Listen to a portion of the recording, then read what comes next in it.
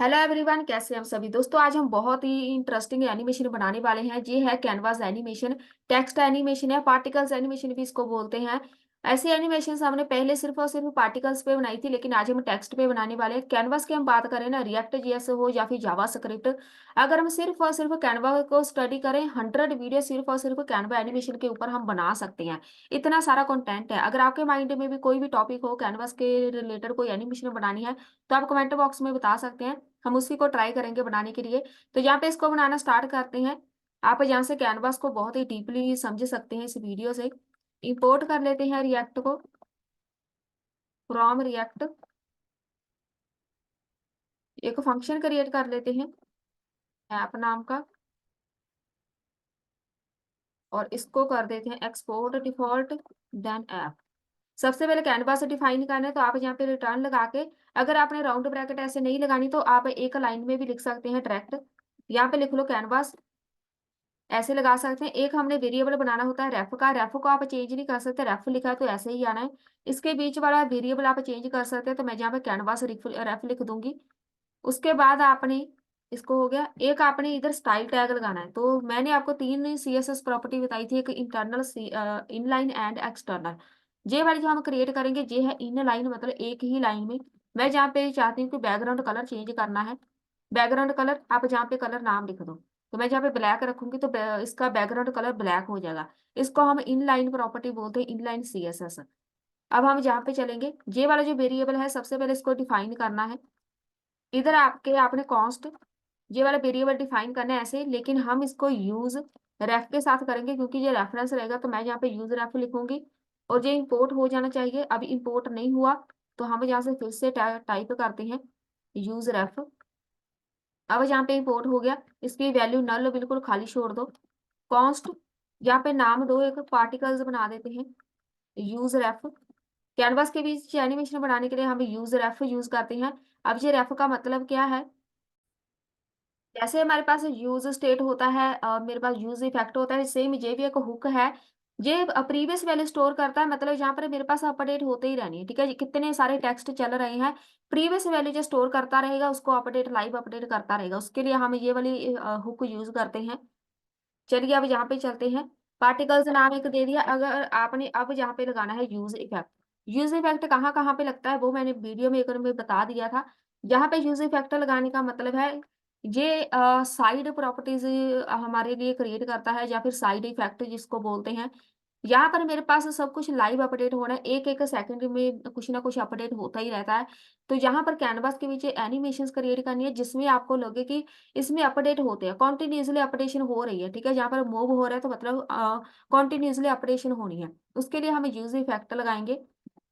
Const canvas हम create कर देते हैं, तो इसी को हम कर लेते हैं एक्सेप्ट। इसको कैनवा डिफाइन करना बोलते हैं। तो ये वाला आपका वेरिएबल ऊपर क्रिएट किया था वही होना चाहिए। और यहाँ पे आ जाओ, इधर मेरे पास एरर है, फंक्शन की स्पेलिंग भी सही है। चलिए इसको कोई ना, बाद में देखते हैं। अभी हमने यहाँ पर लगाना है, एक आपने कॉन्स्ट बनाना है CTX नाम का। नाम इसको कुछ भी दे दो। हमने इसको बताना है कि 2D में हमें चाहिए कैनवास के पीछे, तो मैं यहाँ पे लिखूंगी गेट कॉन्टेक्स्ट 2D। तो ये लिखना जरूरी है आपके लिए। उसके बाद आ जाना है कैनवास का साइज, सबसे पहले मेंशन करेंगे, तो कैनवास की हाइट विड्थ मेंशन कर लो। कैनवास विड्थ रहेगी जहाँ जितनी मेरे पास विंडो है, मैंने पूरी विंडो पे लगाना है कैनवास, तो आपने ऐसा लिखना है। अगर आप चाहते हैं कि नहीं हमें इतनी नहीं चाहिए, आप इसको मल्टीप्लाई समथिंग कुछ कर सकते हैं, 0.7 कुछ कर दो। मल्टीप्लाई करना होता है, ठीक है, ऐसे मल्टीप्लाई लिख के 0 समथिंग लिख दो तो बहुत छोटा हो जाएगा कैनवा, लेकिन मुझे तो कंप्लीट चाहिए। सेम ऐसे ही मैं लगाऊंगी हाइट के लिए, जितनी मेरी स्क्रीन है लैपटॉप की उसके ऊपर मुझे कंप्लीट चाहिए पूरा कैनवास। चलिए ये भी हो गया। अब बारी आती है टेक्स्ट पार्टिकल्स क्रिएट करने हैं, तो मैं इसको एक फंक्शन नेम दे देती हूँ, क्रिएट पी मतलब पार्टिकल्स, ऐसे लिख देते हैं। पार्टिकल्स हम कैसे क्रिएट करेंगे, जहां भी आ जाओ, कॉन्स्ट बना लो, एक नाम दे दो इसको size is equal to, randomly size हमें यहाँ पे मेंशन करके, मैं अपनी तरफ से कुछ भी नहीं लिखूंगी। रैंडमली पिक करना है तो सब कुछ रैंडमली हम पिक करेंगे। मल्टीप्लाई कर दो, यहाँ पे कुछ वैल्यू लिखनी है, तो ये बेसिकली साइज रहेगा +10। ये कोई फिक्स वैल्यू नहीं है, बस यहाँ पे वैल्यू लिखनी होती है। साइज आपको पूरे टेक्स्ट का कितना चाहिए, तो मैं इतना रखूंगी। कॉन्स्ट एक्स एंड वाई पे काम करेंगे, ये सब कुछ मैंने पहले बताया हुआ है। एक्स एंड वाई दो एक्सिस होते हैं पूरे कैनवास के पीछे या स्क्रीन के पीछे, हमें दोनों ही डिफाइन करने पड़ेंगे। तो मैंने इसको बोलना है कि एक्स एक्सिस पे भी रैंडमली हमें चाहिए टेक्स्ट, मल्टीप्लाई कर लो। एक्स एक्सिस किसको बोलते हैं, कैनवास डॉट विड्थ को।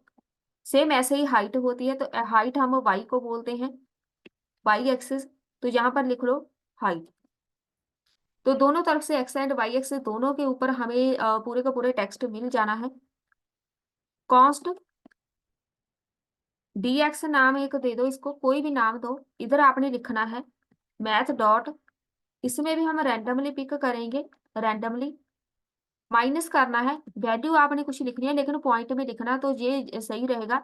और ये वाली इसके ब्रैकेट के बीच रखेंगे। स्पीड वगैरह जब हम मेंशन करेंगे ना, कितनी तेज मूव होना है, तो मैं यहाँ पर मल्टीप्लाई कर दूंगी। इसको वेलोसिटी भी बोलते हैं, स्पीड भी बोल सकते हैं। तो यहाँ पर रहेगा 2। आपने यहाँ पर कुछ ना कुछ वैल्यू लिखनी होती है, फिक्स कुछ भी नहीं है, आप हर एक वैल्यू चेंज कर सकते हैं, बस वैल्यू लिखनी है, ठीक है। जैसे वैल्यू चेंज करते जाएंगे वैसी आउटपुट आपको मिलती जाएगी। यहाँ पर डी वाई है, तो डी वाई पे दोनों पे आप सेम ही रखेंगे ये वाली वैल्यू से, नहीं तो एनिमेशन ऐसे उल्टी पुल्टी बनेगी, इतनी ज्यादा सही नहीं लगेगी, ठीक है। दोनों वैल्यूज आप सेम रखना। कॉन्स्ट एक बनाओ टेक्स्ट नाम का, टेक्स्ट मैंने ऐड करना है, तो मैं अपने चैनल का नाम रखूंगी जहाँ पे, यही टेक्स्ट आपको वहां पे नजर आना है। इधर लिखो कलर एक। अब आपकी मर्जी है, अगर आप एक कलर लिखेंगे ना, मैं यहाँ पे कलर बना देती हूँ, आप ऐसे भी कलर लिख सकते हैं। मैं जहाँ पे चाहती हूँ ये वाला कलर हो, तो ये एक कलर है, लेकिन मुझे ऐसे नहीं चाहिए, मैं चाहती हूँ मल्टीपल कलर्स के टेक्स्ट बन के आए जैसे हमारी इस वीडियो में था। तो मैं इसको यूज करूंगी, ये वाला सिंबल प्रेस करो, स्केप बटन के जो नीचे है इसको HSL लिखो। हम चाहते हैं सारे के सारे कलर्स है, कभी कोई आ जाए कभी कोई आ जाए, तो उसके लिए हम ऐसे मेंशन करते हैं। तो इसी को कर देते हैं एक्सेप्ट। HSL में कलर होते हैं हमारे पास, बहुत सारे कलर होते हैं, कॉम्बिनेशन बना के कभी कोई कलर आ जाएगा कभी कोई। यहाँ पर आपने ये वाली वैल्यू लिखनी है, इसको आप चेंज कर सकते हैं, आप इसको 100 भी कर सकते हैं, 100%। इसको आप 50 रहने दो तब भी ओके है। और इसको हम रखेंगे पूरी ब्रैकेट के बीच, ये वाली यहाँ पे आनी है ब्रैकेट, ये वाली जो ब्रैकेट है इसको लास्ट में बंद कर दो। तो ये रैंडमली कोई ना कोई कलर उठाता ही रहेगा, ठीक है। ये वाला, ये वाली होगी ब्रैकेट, इसमें अभी कोई इशू है तो ये वाला जो है इस ब्रैकेट के बाहर आना है। अब सही है। तो ये हमारे पास मैथ डॉट रैंडमली, इसमें से ये पूरे कलर का कॉम्बिनेशन होता है। इन वैल्यूज को, ये कलर के नेम है, ठीक है, कोड में कलर होता है, तो ये इसी कोड कोड है एक, इसी को वो कंबाइन करके कभी कोई कलर बनाता रहेगा कभी कोई। जरूरी नहीं आपने ऐसा लिखना है, अगर आप चाहते हैं कि आपको सिर्फ एक टेक्स्ट का दिखे कलर, एक ही कलर चाहिए, मुझे ब्लैक या वाइट चाहिए कोई भी, बस आपने इधर कलर नाम लिख देना है, तो वो एक ही कलर रहेगा। तो मुझे तो सारे के सारे चाहिए।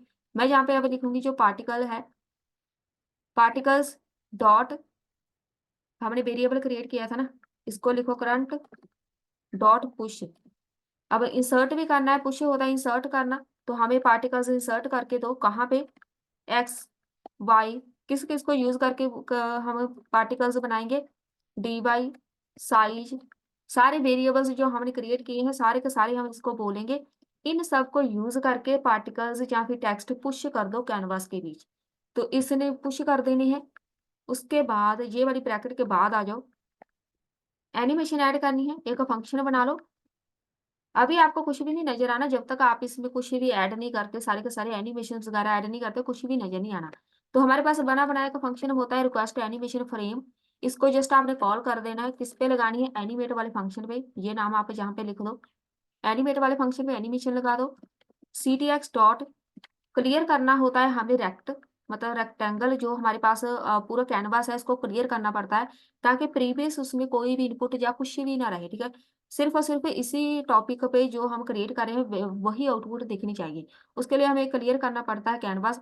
तो 0 0 एक्स एंड वाई एक्सिस के लिए हाइट विड्थ दोनों इसके क्लियर कर देगा, बिल्कुल 0 कर देगा कैनवास, जैसे जिसको बिल्कुल साफ करना है, बिल्कुल क्लीन करना बोलते हैं ना।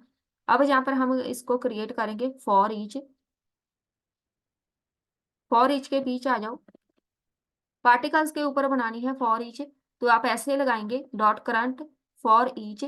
इसके बीच में क्या लिखूंगी, पार्टिकल्स पोजीशन अपडेट करनी है, कहाँ कहाँ घूमेंगे पार्टिकल, तो मैं यहाँ पे लिखूंगी पार्टिकल्स डॉट, इधर लिखो एक तो एक्स एक्सिस पे जानी है, और जहां पे बहुत ही इंपॉर्टेंट है प्लस इज इक्वल टू, यहाँ पे लिखो पार्टिकल्स डॉट dx।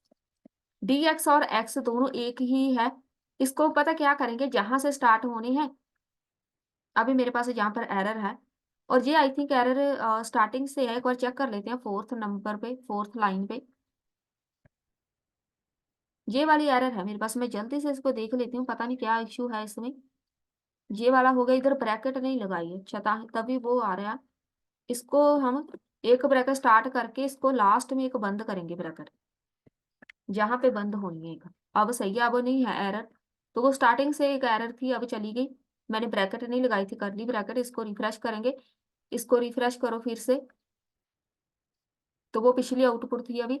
अभी मेरे पास यहाँ पे कुछ भी नहीं है, ठीक है। अब यहाँ पे हम इसको बोलेंगे कि पार्टिकल्स ने घूमना किधर किधर है, मतलब यहाँ पर हम लिखेंगे इधर। एक्स का मतलब है लेफ्ट से राइट, राइट से लेफ्ट, ठीक है, left to right, right to left, X axis से घूमते रहेंगे पार्टिकल्स। सेम ऐसे ही वाई पे बताओ कि ऐसे ही टॉप टू बॉटम या फिर बॉटम टू टॉप घूमते रहें। यहाँ पे लिख लो डी वाई। और पार्टिकल्स ड्रॉ करने हैं अभी। आप साथ साथ में ऐसे कमेंट भी लिख लिया करो ताकि आपको पता चले। मैं यहाँ पे पार्टिकल्स ड्रॉ करूंगी। कैसे करेंगे, C T X dot fill करो, सबसे पहले फिल स्टाइल। फिल स्टाइल मतलब उसका कलर वगैरह क्या होगा, बैकग्राउंड कलर। तो मैं यहाँ पे लिखूंगी जो पार्टिकल है। अब यहाँ पे हमने एक तो पार्टिकल्स बनाया है वेरिएबल, एक हमने बनाना है पार्टिकल डॉट कलर।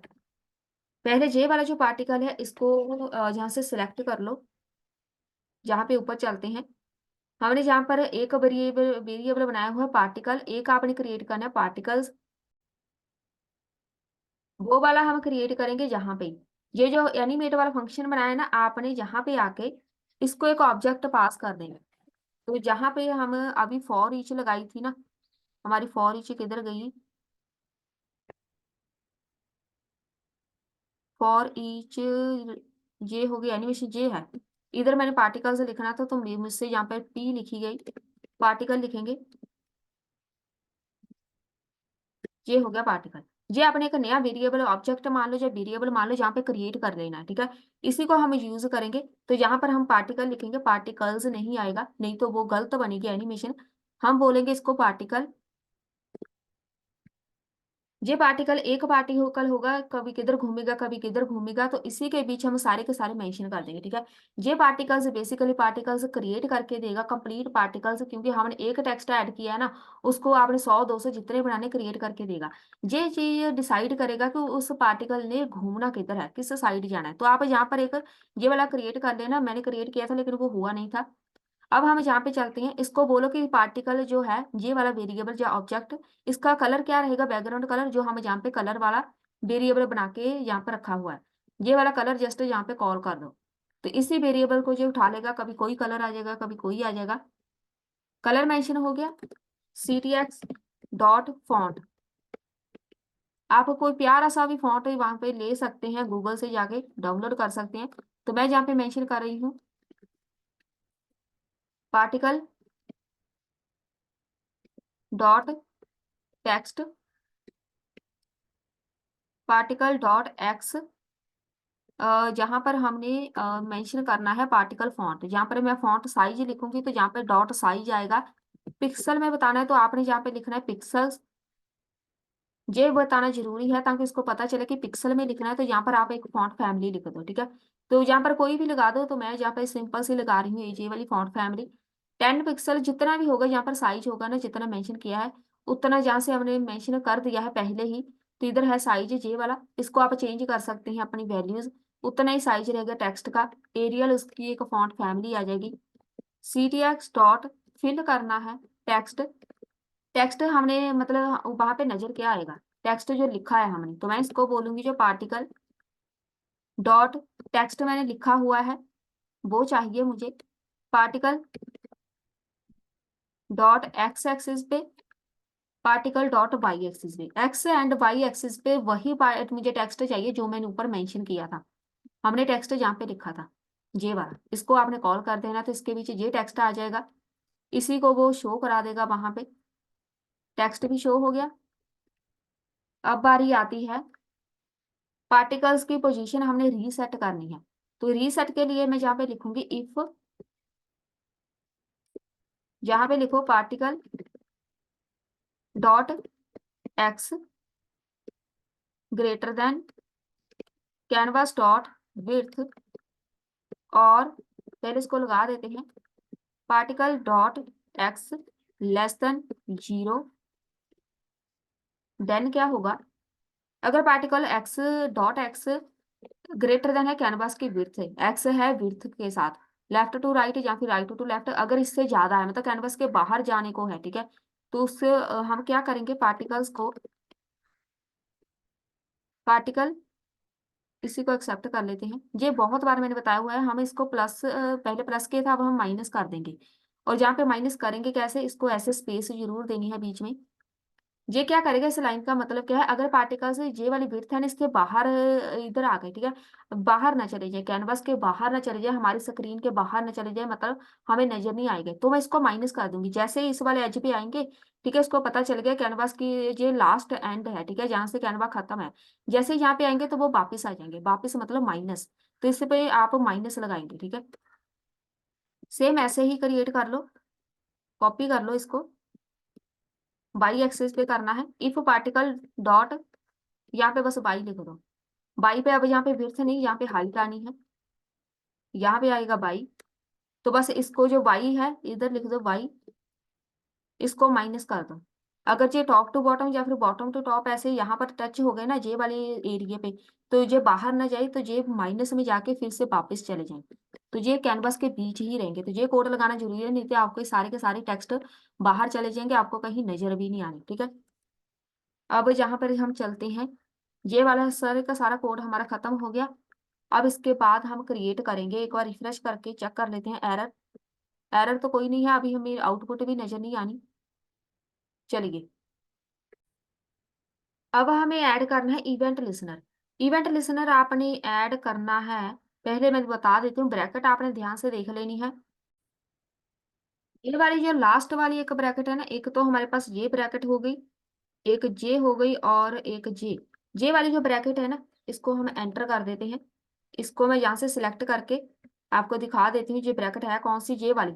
एनिमेट वाले फंक्शन से बाहर आके आपने कोड लगाना है, याद से इधर ही लगाना है, ठीक है। सबसे पहले तो इवेंट लिसनर अभी हमें नहीं चाहिए, मैं फॉर लूप लगाऊंगी ताकि मुझे पता चले कितने पार्टिकल्स बनाने हैं। Let I is equal to 0, I less than, मैं यहाँ पे 100 क्रिएट करूंगी, आपकी मर्जी है, 100 200 जितने मर्जी क्रिएट कर लो, उतने ही क्रिएट हो जाने हैं, बस वैल्यू लिख दो। तो यहाँ पे जस्ट कॉल करेंगे क्रिएट पी, तो ये वाला हमारा जो मेन फंक्शन था ना, इसी को कॉल करेंगे, इसी ने हमें पार्टिकल्स क्रिएट करके देने हैं। पूरी की पूरी वर्किंग इसकी स्टार्ट हो जाएगी, एनिमेशन भी हमने पहले से ही लगा रखी है। चलिए, उसके बाद आपने आना है रिटर्न, ये वाला जो होगी ना फॉर लूप, इसके बाहर आ जाओ, इधर एनिमेट वाले को कॉल कर दो, जो एनिमेट वाला फंक्शन है इसी के बीच हम कॉल कर देंगे। साथ साथ में रिफ्रेश करो तो आउटपुट नजर आ गई। जब तक एनिमेशन ऐड नहीं करेंगे हमें आउटपुट नहीं नजर आनी, एनिमेशन तो बन ही चुकी है। और यहाँ पर हम एक लगा देंगे, जो ऑप्शनल है, ऑप्शनल क्यों है, मैं यहाँ पर क्रिएट करूंगी, अगर आप चाहते हैं कि जैसे ही विंडो रीसाइज हो, रीसाइज मतलब यहाँ से इसको ऐसे करते हैं, ये देखो रीसाइज होगी, ठीक है। तो वैसे तो ये सही है, एनिमेशन नजर आ रही है, लेकिन फिर भी हम इस पे एक इवेंट लिसनर लगाएंगे, या आप इसको ऐसे इंस्पेक्ट करके भी चेक कर सकते हैं। कई बार मेरे पास ये रिकॉर्ड नहीं होता कि मैं जहाँ पे स्क्रीन को छोटा करूँ वो सामने से रिकॉर्ड हो जाए, तो मैं जहाँ पे ऐसे चेक करके दिखा देती हूँ। मोबाइल स्क्रीन पे हो या फिर टैबलेट पे, तो यहाँ पर कुछ कुछ ऐसी एनिमेशन बनेगी, लैपटॉप पे कुछ ऐसी बनेगी, ठीक है। तो हम चलते हैं जहाँ पे, इधर आ जाओ, इधर आपने एक इवेंट लिसनर लगाना है। लगाना किधर है, इसके ऊपर लगाएंगे फॉर लूप के बाद,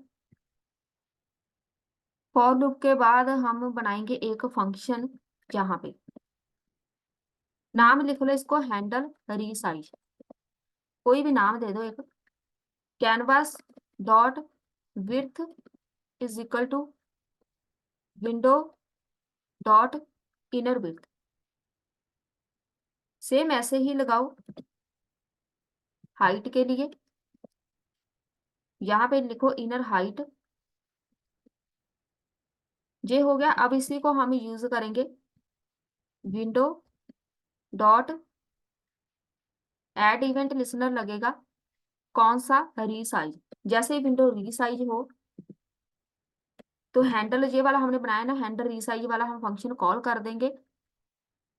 और यहाँ पे हमें क्रिएट करना पड़ेगा एक और रिटर्न में, तो इसको हम क्रिएट करते हैं एनिमेट, जहाँ से बाहर आके क्रिएट करते हैं। रिटर्न कर लो इसको, जहाँ पे लगाओ एरो फंक्शन, जो विंडो है डॉट रिमूव भी करना है इवेंट लिसनर कौन सा, हैंडल रीसाइज वाला। और जो कैंसिल करनी है एनिमेशन, किस पे, जो एनिमेट बनाया था। और यहाँ पर एक आएगी मेरे पास ब्लैक डिपेंडेंसी।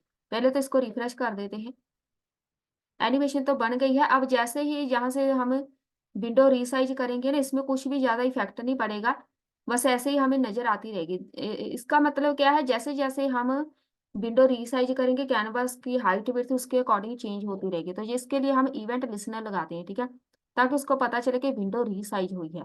तो ये था हमारा आज का टॉपिक, बहुत ही प्यारी सी एनिमेशन बन चुकी है। तो आई होप ये आपको अच्छी लगी होगी। मिलते हैं फिर नेक्स्ट वीडियो में।